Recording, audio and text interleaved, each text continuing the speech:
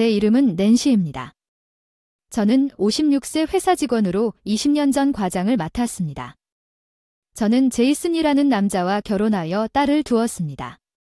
제 딸 트레이시는 사실 제이슨의 의붓딸이며 12살 때 제 딸이 되었습니다. 트레이시는 지금 32살이고 곧 8년 동안 사귄 파트너와 결혼할 계획을 세우고 있는데 그녀의 다가오는 결혼식이 기대가 되어서 나도 모르게 외로움을 느낀다. 그녀는 집을 떠나게 될 것입니다. 트레이시는 돌아가신 친어머니에게 어머니라고, 나를 엄마라고 부르는 것은 정말 자랑스럽고 기쁨입니다. 반면에 자기 중심적인 남편 제이슨이 어떻게 이혼 주제를 꺼냈는지 이야기하고 싶습니다. 20년 전 트리스 WB와 동시에 지금 일하고 있는 회사 동료들과 술자리에 초대받았을 때 옆 테이블에서 한 남자에게 반해 열광적인 접근에 의도치 않게 연애를 시작하게 됐습니다. 인생에서 싱글로 남는 것은 큰 상처를 입은 후 로맨스의 기회가 부족했기 때문에 새로 찾은 사랑은 변화였습니다. 남편이 그 초등학교에 딸이 있다는 소식을 들었지만 어느 날 트레이시 어롱을 데리고 왔습니다. 처음 만난 날 트레이시 뽀얀 피부에 날씬한 얼굴이 참 예쁜데 옷이 낡고 옷이 너무 작아서 남편한테 몰래 얘기했더니 헤어스타일도 직접 자른 것 같았어요. 딸의 외모에 좀 더 관심을 가져라. 그는 호라비로서 대답했다. 나는 외모 걱정은커녕 먹고 살기조차 힘들 정도였다. 데이트 계획을 바꾸고 트레이시와 함께 옷과 헤어를 쇼핑했다. 살롱 트레이시는 눈물을 흘리며 행복했고 남편이 응답하기 전에 데이트에 트레이시를 데리고 가자고 제안했을 때 그녀의 반응은 나에게 깊은 감동을 주었습니다. 트레이시는 열성적으로 예예 미소를 지으며 대답했습니다. 그녀의 압도적인 귀여움은 모두를 행복하게 만들었습니다. 우리 관계가 시작된 지 6개월이 되었을 때 나는 남편과 노선의 집에 가서 집안일을 하기 시작했고 우리 셋과 함께 저녁 식사를 하는 동안 트레이시는 낸시가 엄마가 되었으면 좋겠다고 말했고 나는 생각지도 못했던 일에 등을 돌렸습니다. 결혼에 대해 얘기했는데 남편이 그렇게 말하자 트레이시와 그 사람은 모두 고개를 숙였습니다. 그들과 함께 가족이 되는 것이 당연하다고 느꼈습니다. 나는 가족의 일원이 되기로 결심하고 예라고 말했습니다. 식구들이 그 주말부터 고개를 숙이고 동거를 시작했고 반년 뒤에 남편과 결혼해 정식으로 트리스 엄마가 되었고 남편의 아내 트레이시가 빨리 나를 엄마라고 부르며 집안일도 도와주니 많이 안심이 됐다. 야근을 최대한 피하기 위해 트레이시가 혼자 보내는 시간을 최소화하고 함께 보낸 시간을 소중히 여기던 어느 날 남편은 본색을 드러내고 피곤한 표정으로 집에 돌아오자 임은 곧바로 커튼이 제대로 닫히지 않았느냐고 중얼거리기 시작했다. 커튼이 살짝 열려있다는 것과 도시락 요리는 늘 똑같아서 식욕을 돋우곤 한다. 사소한 일에 투덜댔다. 나는 그 행동의 변화에 놀라서 한동안 말없이 지켜보고 있었다. 왜 침묵하는지 점점 더 동요하기 시작했다. 집에 왔는데 너무 우울하다. 나를 비난하다. 트레이시가 울면서 내 뒤에 숨었다. 야 오늘 너 무슨 일로 이렇게 작은 일로 큰 일을 만들고 분위기를 망치는 건 다 너 때문이 아닌가? 우리가 있던 주방으로 들어와서 트레이시와 내가 만든 접시가 담긴 냄비를 통해 싱크대에 들어갔습니다. 게다가 당신은 요리를 잘 못하는데도 당신은 제한된 레퍼토리를 가지고 있고 계속 음식을 제공하고 있다고 그가 말했어요. 내가 사실이라고 했어요. 직업 지향적인 사람이라 혼자 살 때는 요리를 거의 하지 않았고 요리가 내 특기가 아닐 수도 있었지만 잠자리에 들기 전에 트레이시와 다음날 무엇을 만들지 의논하고 앱에서 레시피를 보고 내가 하지 않은 것을 선택하려고 결정했습니다.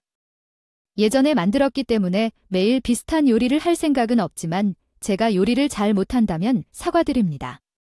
저한테 그 불만이 결혼 전인 것 같다고 말해주세요.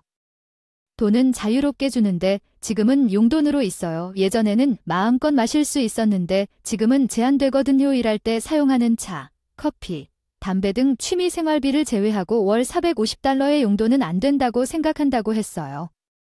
술은 소량으로 건강검진 결과 간 수치에 이상이 있어서 의사가 술을 줄이거나 끊으라고 권유했지만 남편은 얼굴에 화가 나서 국물이 담긴 냄비를 싱크대에 던지고 집에서 말했습니다. 트레이시는 깜짝 놀라 아빠는 항상 그랬다며 울기 시작했다. 트레이시를 진정시키고 들어보니 침묵해서 미안하다. 남편은 데이트할 때 트레이시를 혼자 두곤 했던 것 같다. 남편은 트레이시에게 돈을 한 번도 쓰지 않았다. 예를 들어 트레이시가 내 옷이 더 이상 맞지 않기 때문에 새 옷을 사달라고 하면 남편은 우리는 지금 돈이 부족해서 옷을 사기를 주저했다고 대답했습니다. 트레이시는 도움을 주기 위해 저를 물려받았습니다. 그녀는 나와 함께 옷을 선택하는 것에 대해 감사를 표시했습니다. 트레이시는 내가 사진에 등장한 이후로 남편이 더 친절해졌다고 생각하면서 행복해 보였지만 트레이시가 눈물을 흘리며 물었던 표면 아래에는 남편의 진정한 성격이 항상 존재했다는 사실을 깨닫고 실망한 것처럼 보였습니다. 너와 아빠가 이혼하려고 하는데 너는 떠날 거야? 나는 트레이시를 안고 그녀를 안심시켰다. 내가 너와 떨어져 있을 때는 내가 누군가의 아내가 된 때뿐이라고 트레이시를 바로잡고 싶어도 우리는 함께 살지 않을 것이라고 말했다. 엄마는 고맙다고 감사 인사를 하고 저를 꼭 안아주셨어요. 그날 패밀리 레스토랑에서 함께 저녁을 먹고 같이 목욕을 하고 한밤중에 같은 침대에서 잤는데 남편이 집에 돌아와서 저를 찾지 못했어요. 침실에서 트리스의 방을 살펴보니 우리가 같이 자고 있는 것을 발견했습니다. 다음 날 아침에는 잠든 척 했습니다. 평소처럼 남편과 트레이시에게 아침 식사를, 대화를 나누었습니다. 남편은 처음에는 후회하는 듯 보였지만 이야기를 나누면서 점차 예전의 모습으로 돌아갔습니다. 떠나려던 순간 그가 나에게 어제 일은 미안하다며 사과했다. 나는 이 사과로 그 사람이 마음속에 짊어지고 있던 모든 짐이 흩어지고 그날부터 우리가 함께 행복하고 알찬 삶으로 돌아갈 수 있기를 바랐다. 이전처럼 계속 화목하게 살았지만 남편이 진정되면 사과할 때마다 남편의 행동이 급격하게 다른 사람으로 바뀌는 날이 있었지만 년이 지나면서 사과하는 빈도가 줄어들기 시작했습니다. 술을 자주 마시더니 어느 날 그가 나에게 용돈을 더 요구하기 시작했다. 그러던 어느 날 목욕을 하던 중 큰 사건이 발생했다. 사춘기에 접어든 트레이시와 내가 욕실에서 나오자 남편이 말다툼을 벌였다. 소파가 뒤집혀서 태풍이 집에 들이닥친 것 같아 당황해서 방을 샅샅이 뒤지고 화장실까지 샅샅이 뒤졌다. 트레이시 어디 있냐고 소리쳤는데 트레이시가 보이지 않자 현관문으로 급히 티아어의 신발이 거기 있는지 확인하려고 집에서 나갔다고 믿게 만들어 남편에게로 향했습니다. 트레이시가 어디 갔냐고 물었더니 트레이시가 무례하다고 대답해서 쫓아갔고 그녀는 내 휴대폰과 지갑을 챙겨 떠났습니다. 트레이시를 찾으러 밖으로 나갔고 내가 찾고 있는 동안 노선의 이름을 부르며 트레이시에게 전화를 걸었지만 그녀는 어디에도 없었습니다. 그녀로부터 전화를 받았는데 그녀는 경찰서에 있다고 알려주었습니다. 즉시 그곳으로 갔습니다. 트레이시는 경찰서 입구 박벤치에 있었고 경찰관은 그녀와 이야기를 나누었습니다. 나는 트레이시에게 다가가 무슨 일이 있었는지 물었고 경찰관은 우리가 내부에서 논의하자고 제안했기 때문에 나는 트리스의 어깨에 팔을 두르고 경찰관을 따라갔습니다. 내부에서 트레이시가 집에서 소란을 피우고 쫓는 아버지를 피해 스스로 경찰서로 달려갔다는 이야기를 들었습니다. 트레이시는 집에 있을 때에도 여러 번 경찰서로 달려갔던 것 같습니다. 그녀는 무슨 일이 생기면 경찰서로 달려가야 한다는 말을 들었던 기억했습니다. 아버지와 말다툼을 한 이유는 아버지가 그녀에게 고등학교에 갈 필요가 없고 대신 일을 해야 한다고 말했기 때문이었습니다. 트레이시는 이미 학교에 다니고 있습니다. 이 나이에 중학교 3학년이 된 그녀는 더 이상 아버지를 아버지로 생각하고 싶지 않다고 말했습니다. 어렸을 때부터 그가 기분이 좋지 않을 때마다 트레이시에게 욕설을 퍼붓곤 했습니다. 돌아가신 할머니, 너 같은 아이는 필요 없다는 말을 자주 하셔서 트레이시가 원치 않는 느낌을 받았어요. 처음으로 트리의 어린 시절을 알게 됐는데 안타깝고 눈물을 흘리는 것 같아요. 고등학교에 가지 말라는 아버지의 말에 촉발된 내용은 그녀가 어린 시절부터 느끼고 품고 있던 분노를 표출했다. 도전받기를 싫어했던 아버지가 화를 낸 것처럼 보였고 경찰관은 그녀를 그대로 집에 보내는 것에 대해 우려를 표시했지만 트레이시 학교가 있으니까 집에 가야 한다고 주장했습니다. 그녀는 자신이 잘못한 것이 없기 때문에 않을 것이라고 단호했으며 필요한 만큼 경찰서에 갈 것이라고 말했습니다. 경찰관은 아버지와 이야기하겠다고 말했습니다. 남편에게 경고한 후 집으로 안내했습니다. 경찰관이 필수라고 해서 아동보호 서비스에도 연락하겠습니다. CPS 직원이 도착하면 즉시 협조해주세요. 남편이 다시 술을 마시기 위해 조용히 떠난 이후로 그는 떠났습니다. 트레이시와 제가 방을 청소했습니다. 트레이시는 여전히 화를 내며 이렇게 중얼거렸다. 이런 짓을 하기에는 감정적으로 너무. 나는 트레이시에게 우리가 함께 이 집을 떠나자고 제안했다. 그녀는 고개를 저으며 내가 그에게 돌아올 때까지 떠날 수 없다고 말했고, 그녀는 내가 그를 찢어 놓을 것이라고 말하면서 눈물을 터뜨렸다. 솔직히 말하면 남편에 대한 애정이 남아있지 않습니다. 남편이 육체적 폭력에 의지하지 않았음에도 불구하고 저에 대한 언어 폭력이 증가했습니다. 직장에서 거물이네, 아이들이 아니었다면 난 너 같은 패자랑 결혼하지 않았을 거야. 처음에는 불렀는데 지금은 나를 너라고 부르거나 헤이 자주 부르지. 나를 못생기고 오만한 여자, 늙은 노파라고 욕한다. 트레이시를 데리고 떠날 때 나를 고소하겠다고 위협해서 나는 이혼도 할 수 없고 헤어질 수도 없는 갇힌 느낌을 받았다. 트레이시는 우리가 혼자 떠나는 것은 도망치고 자신의 욕망에 굴복하는 것이라고 주장한다. 이런 긴장된 분위기를 견딜 수밖에 없군요. 며칠 뒤 아동복지사 두 분이 저희 찾아와 남편과 얘기를 나눴는데 딸이 귀엽지 않다고 생각하는 부모가 어디 있겠습니까? 그의 말에도 불구하고 아동복지사들은 딸들의 안부를 듣기 위해 정기적으로 방문하겠다고 했고, 아동복지사들이 체포 가능성에 대해 언급하자 떠나갔다. 남편은 겁이 난 듯했지만 계속해서 트레이시에게 부드럽게 말을 하기 시작했다. 나중에 무시한다. 트레이시는 자신이 졸업하고 싶었던 고등학교에 입학했고 대학 졸업 후 대학에 진학했다. 내가 일하는 회사에 입사했다. 트레이시는 어릴 나를 존경했고 내가 승진했던 회사에 입사하고 싶다고 말했다. 나는 당신의 회사가 여성이 남성과 동등한 조건으로 일할 수 있는 직장이라고 생각한다고 매니저와 트레이시에게 믿었습니다. 트레이시는 직장을 구하면 이사할 것이라고 생각했지만 집에서 통근하겠다고 했고 트레이시는 급여 관리를 중단하는 것이 어떻겠느냐고 제안했습니다.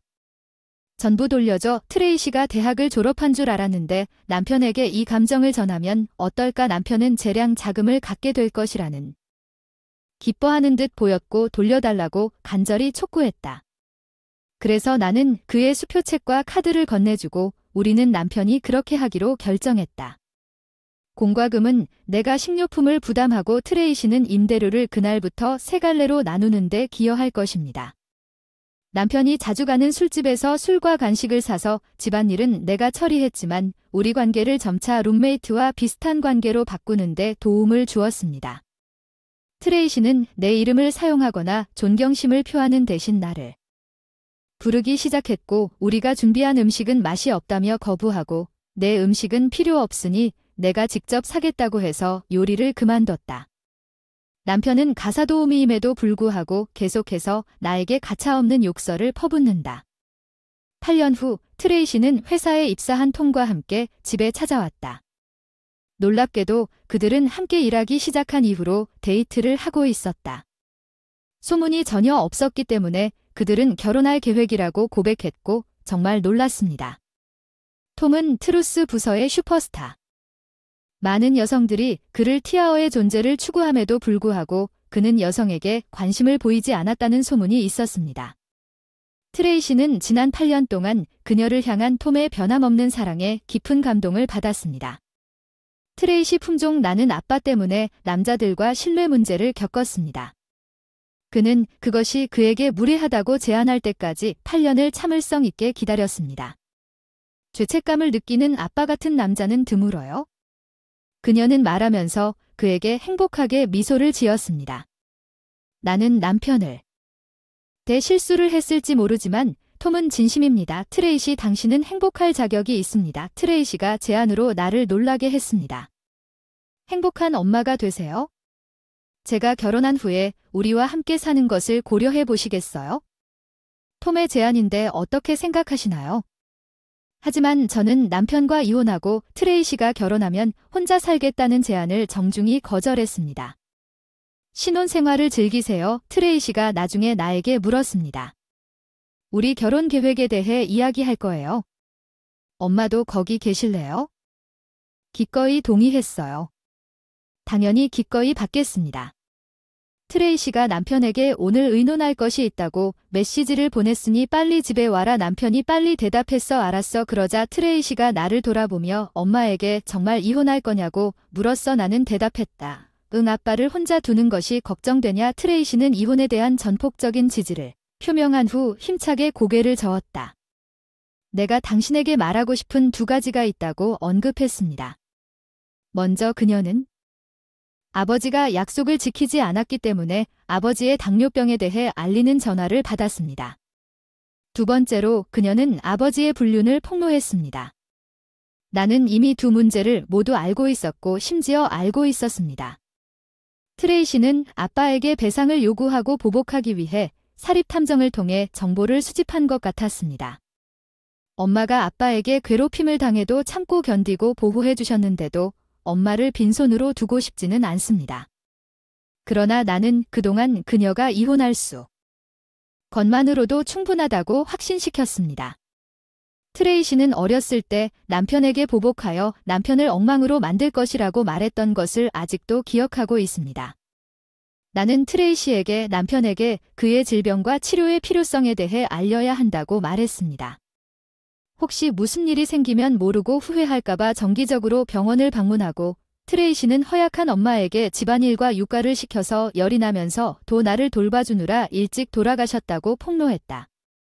아버지의 전처가 병으로 사망했다는 소식만 들었고 트레이시가 남편과의 고려하고 어린 시절부터 그에 대한 티아어의 감정을 알고 있었기 때문에 트레이시가 이러한 세부 사항을 나에게 말한 것은 이번이 처음이었습니다.